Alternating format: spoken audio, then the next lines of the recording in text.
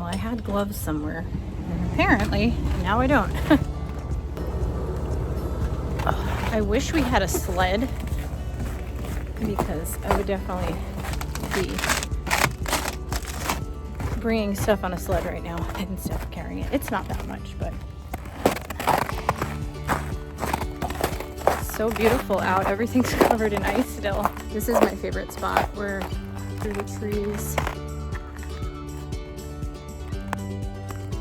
It's a beautiful spot in the morning for sure. I hear them. Oh, look at the little, there's little birdies. I don't know what kind of birds they're. I'm trying to learn the local birds of our area. I mean, they're not too different than what we had in New York. Okay. Oh, hi, chickens.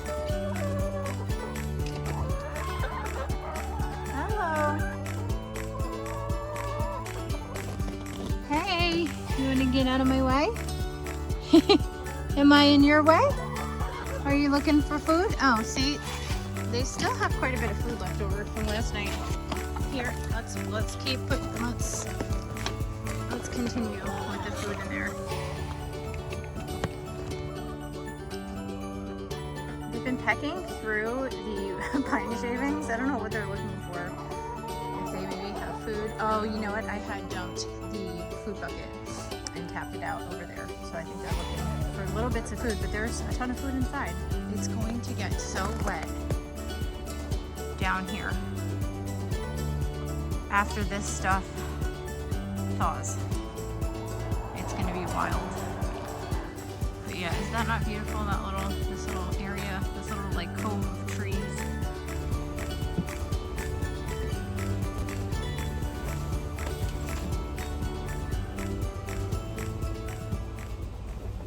Yesterday when I was talking about the electric generator, this is it. So my husband built this, gosh, it's got to be over 3 years ago now. And if I were to open it up, you would see that he has built several battery banks out of hundreds of 18650 batteries that he followed this step-by-step process. You line them up in series, you weld them together, and then you create like basically a big lithium ion battery. Now he could talk about it way more in a way more precise way than I can. I really don't know much about it, but if you can see, there's the little screen on top. We can charge it in the wall, or we can charge it by solar. This is going to be what he's going to make our home solar system out of. Hey buddy, what's up? Just tired? Yeah, I don't blame you. So am I. So am I. Hey, Pudgy. At the same time. Hi. Hi. I just wanted to get Caleb. Oh. Say we've hit those cute toddler years where the babies get up with their moppy hair. What's for breakfast? I don't know. What do we want for breakfast? Yoki eggs? You can't remember? What do you want? Yogurt? Do you want yogurt? Fruit and yogurt? We can have toast, eggs, egg sandwich, ham. You want crispy ham? Wait, You want crispy ham? Has the egg word in it? It's difficult to decide. Yeah, but I don't want to You don't have to have two both. You can just have egg sandwich or eggs and ham. What are you doing? What are you doing? Little rascal. He sent me something this morning. You want to see it? On how to do the bouncy egg. So we'll do that as our science experiment today. Okay.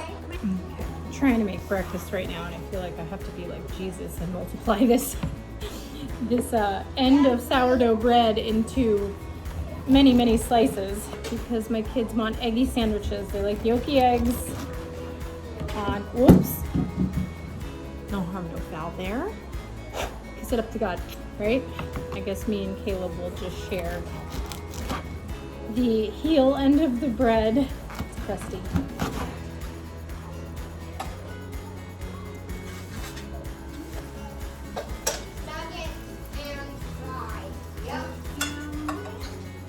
Make myself scrambled eggs this morning, but oh well. Whoops. Butterfingers. If you didn't know, that is my second name, Butterfingers. I'm naturally a clumsy person, so you know, sometimes you just gotta accept who you are in life and roll with it. They're not the prettiest looking plates. This is homegrown eggs, homemade bread, a couple of orange slices, some avocado for me and the baby. Oh, jam, I'm sorry, I forgot the jam for your toast. Hang on. Toast and jam. Time to clean.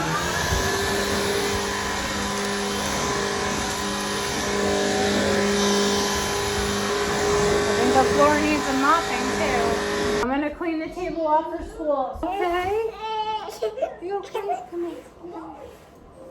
Anybody else fight with their printer to get their homeschool printables to come out? We finally set the thing up where it's supposed to be connected all the time, and it just never is. Oh, success. Oh, that just took a lot of shutting the thing down and turning it back on. Success. Color, you wanna sit in your chair? Usually we wait for him to take a nap, but he's not taking a nap today. Carl had 9 grapes on his plate. Do you want to draw me 9 grapes? 9 grapes. Here's his plate, okay? The snake is under a rock. Can you write under? Good job. Okay, so how many grapes? And there's a way we can write this too. Carl had 9 grapes, but he minused or he dropped 2 on the floor. How many grapes does he have left? So they were also expected to eat the king's special food. Daniel and his friends wanted to please God, not the king. So they chose not to eat the king's special food because it had been first offered to idols. We're going to do the bell game, right? I carefully put your egg in the bottom of the glass jar. Pour it all the way down. Looks like okay. Now all you have to do is cover the egg. Okay, pour it in. What do you observe? Is it stinky? Observations. What does it look like is happening in that jar? It looks like that. It looks like that. The little bubbles that keeps the egg shelled looks like it's coming off into the vinegar. Do you think that maybe the vinegar is reacting with the eggshell? Yeah. The eggshell is made of calcium. With the calcium's going up into the top of the vinegar.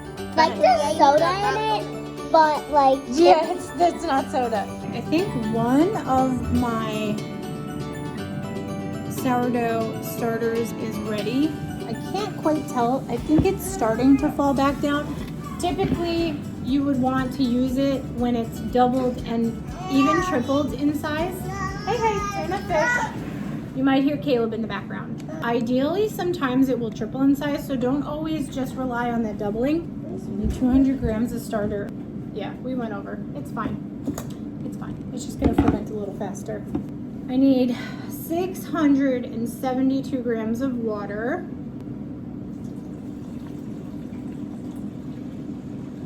Whoops, I went way over on that one. Again, fine.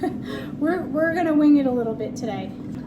I heard someone call this bubble bathing, when you stick your hand in the bowl, mix the starter and the water together, but really shake it around until it starts getting bubbly. It's very foamy. It looks very active. Now I gotta add the 1,000 grams of flour. I feel like the scale is lying to me. It's totally broken. And I actually have to add each step of the way because I can't zero out the scale. So it's made for some very interesting baking lately. Okay, well I thought I was filming and I wasn't, so my dough is already put together. What I added when the camera wasn't on, I added 20 grams of avocado oil. You can use olive oil or butter, believe it or not. It will give your crust a really nice finish and make your bread really, really soft. And then I added 20 grams of sea salt since I'm doing a double batch. I have dough all over my hands. I'm gonna let my dough rest a little bit before I start working it. I'm going to wet my hands. It's a little messy here. Gonna wet my hands and I'm gonna do some coil folds just to bring the dough together. This is a very wet dough and it's not all the way mixed. Just some very quick coil folds. There we go. Okay. There were some dry pockets in the dough. It's funny with sourdough, you have to just get to know your dough. Every dough is a little bit different. I did a higher hydration starter. This dough, by using the same recipe, is incredibly more wet than my usual dough, but that's fine. I'll just end up with a higher hydration end product, and I'm okay with that. I don't usually like to do higher hydration doughs, but they are nice to work with once in a while. I just did a few coil folds to bring the dough together. I'll turn the camera around and show it to you in a minute. And you'll see as I coil fold this over the next couple of hours how the dough is going to develop some gluten strength. The dough will become shiny and taut and even, and it'll start to resemble something that you actually would want to work with. I've wet my hands again. I'm gonna do another coil fold and watch how much it's going to stretch. The dough at first will stick to itself. As you continue to do these coil folds, you're gonna build a lot of dough strength.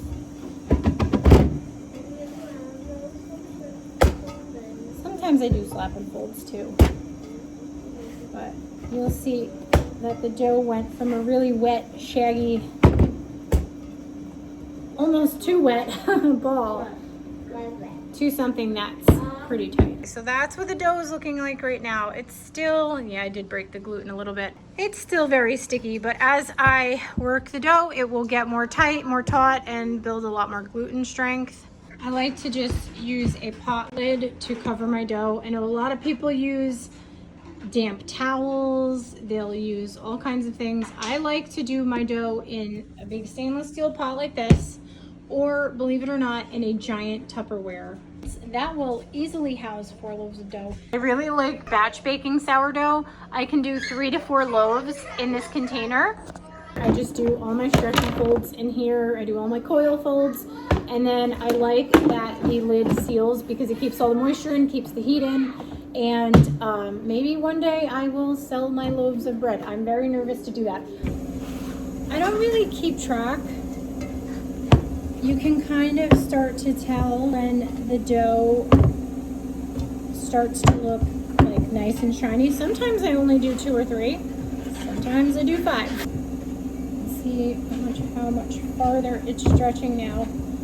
Just having a hard time getting it to stick on itself. I'm actually going to take it out and put it on the counter. I put a little bit of water on my counter. That was a little too much water. And let's see how stretchy it is.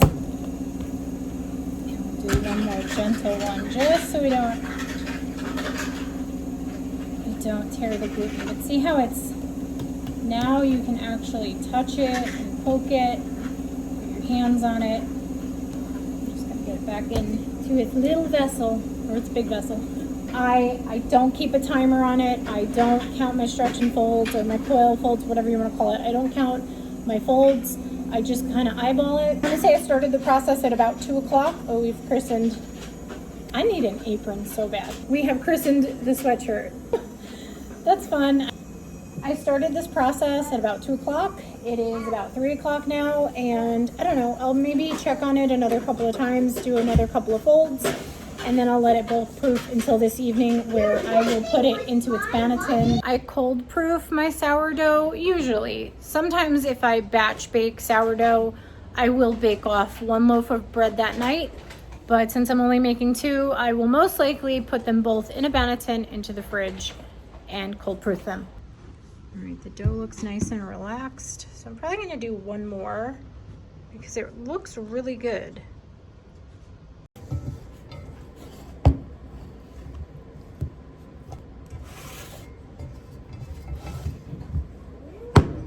Dough looks really nice and taut on the top.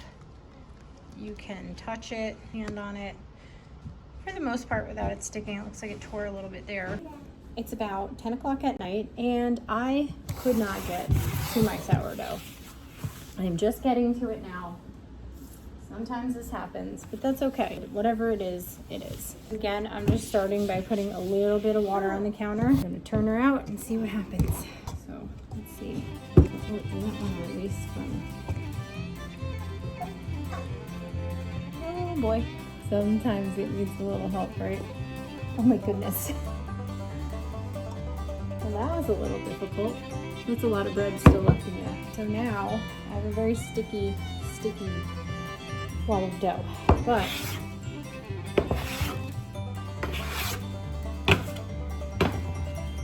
I'm going to use my bench scraper to try and wrangle it. There we go. Very nice. Not as bad as I thought. And whoopsie. You want to try to get that smooth side that was on top of your bowl. When the dough rises, the top layer, you dump it out.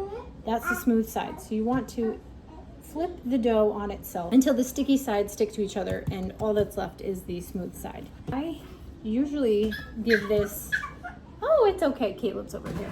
I usually give this a bench rest or a like a pre-shaping. So this is the pre-shaping. It's okay. I let it sit on the counter for 10 to 15 minutes, let the gluten relax, and then I will get to shaping it so I can put it in the Banneton, put it in the fridge, and give it a cold proof. Peekaboo. Say, uh-oh. Uh-oh. Alright, so this one I did hi, a little bit differently. Yeah, that came out better. Oh, and you probably missed it with the towel being in the way. But really, as long as you can shape it somehow that gets the sticky sides underneath, it tends to work out. And by stitching the dough, which is after you put it in the Banneton, let it relax for a little bit, another 10-15 minutes if you have it. Sometimes the more the better if it's a tighter dough. Hey, hey, it's okay, look, peekaboo. Peekaboo. You want a spatula? Yeah. More times better if you have a lower hydration dough. You can wait less time if you have a higher hydration dough, but you're basically just going to, again, fold it on itself in like a stitching. For stitching, you're just, after you let it relax, so you're going to pull it up, down, and you're going to fold it onto itself. Pinching every step of the way. This is a very, very sticky dough. But it pulls really nice. Look how far that pulls. And it stitches really nice. I truly hope it comes out good. Oh, you got the baby for me?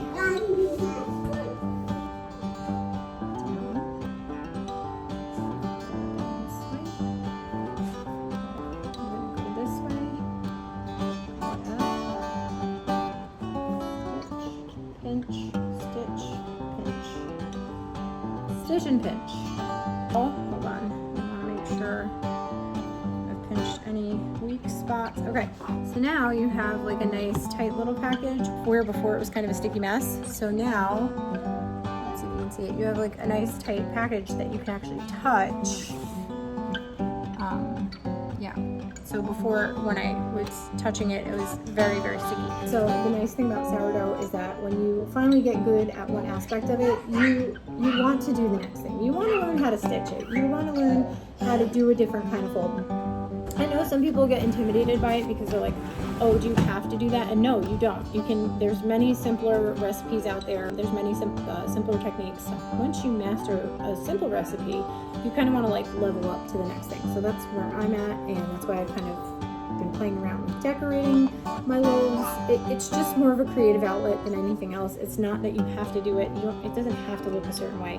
If it's edible and it feeds your family, it's good enough for me. Oh no. Oh no. Oh no. Oh no. Oh no. That's oh no. Do that. We don't do that in this house. All right, I'm gonna put these in the fridge overnight. I'm gonna bake one in the morning and one in the afternoon. It's bake day. So I'm gonna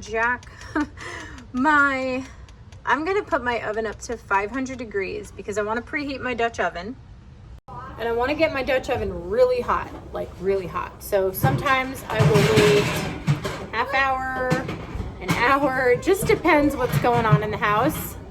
My doughs have been cold proofing in the fridge. What cold proofing is after you've bulk fermented, you've shaped, and you've put them in their Banneton for their final proof. Instead of final proofing on the counter, You can do what's called a cold proof. You stick it in the fridge, it slows or retards the fermentation timeline, and it gives your dough a more complex, more sour flavor. This is my house. Mine have been in the fridge for approximately 12 hours. I'm just gonna do a simple score on this today. I'm actually super curious how this is gonna come out because the recipe came out a lot higher of hydration than I was planning on. Ooh, this is very hard to score. I don't know how this bread's gonna come out. Okay, I don't think I could have decoratively scored this if I wanted to. Maybe.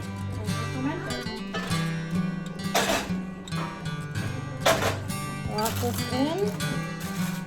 What I'm also going to do is add a few ice cubes to help give it some steam. Try not to go over 2 ice cubes, and then I just put them on the inside of the parchment paper so they're not touching the dough.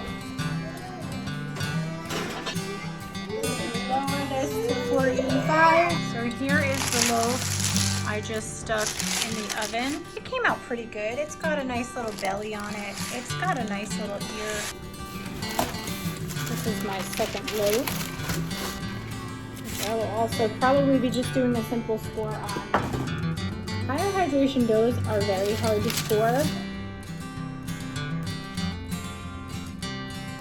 For some reason the top part is, I just messed it up. Well, we'll see how it comes out. I think I'm gonna give it a little fancy.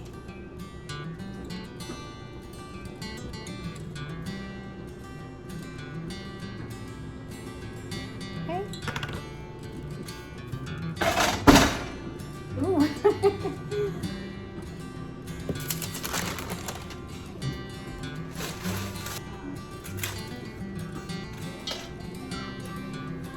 Ooh, I almost grabbed the pot lid with my bare hands. Don't do that.